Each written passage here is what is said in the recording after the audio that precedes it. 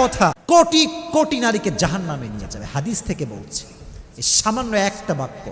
বেশিরভাগ বিবাহিতা নারী, বেশিরভাগ বউ জাহান্নামে যাবে স্বামীকে জাস্ট একটা বাক্য বলার কারণে। কয়টা? জোরে বলেন কয়টা?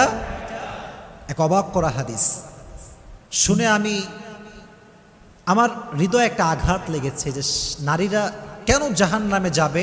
এই হাদিস যখন আমি জানতে পেরেছি, আমার হৃদয়টা চূর্ণ বিচূর্ণ হয়ে গিয়েছে। এর কারণ হচ্ছে এটা এমন একটা পাপ, এটা এমন একটা গুনাহ, বাংলাদেশের বেশিরভাগ, বলতে গেলে ৮০ থেকে ৯০ নারী এই পাপটা করছে।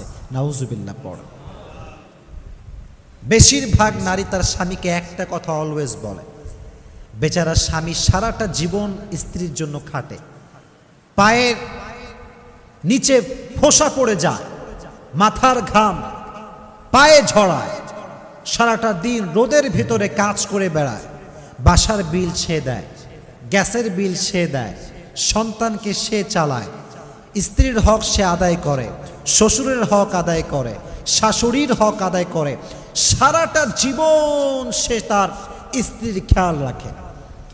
কোনো একটা দিন সামান্য চুল পরিমাণ যখন কম হয়ে যায়, তখন নারী বলে কি, মা রাআইতু মিনকা খায়রান কত, তুমি আমার জন্য জীবনে কি করলা? তুমি আমার জন্য কি করেছো আজ অব্দি? কিছুই তো করো নাই। অমকের স্বামী অমককে ওইটা দিয়েছে, অমকের স্বামী তার শাশুড়িকে ওইটা দিয়েছে, তুমি আমার মাকে কি দিয়েছ?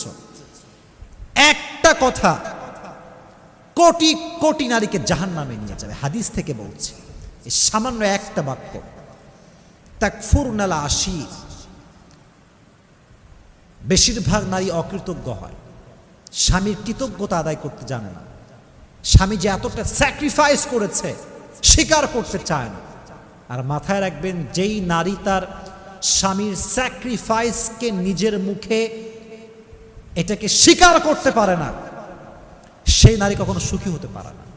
আর যে নারী কথায় কথায় বলতে পারে, আমি ভালো আছি, আমার স্বামী আমাকে ভালো রেখেছে, আমি আলহামদুলিল্লাহ ভালো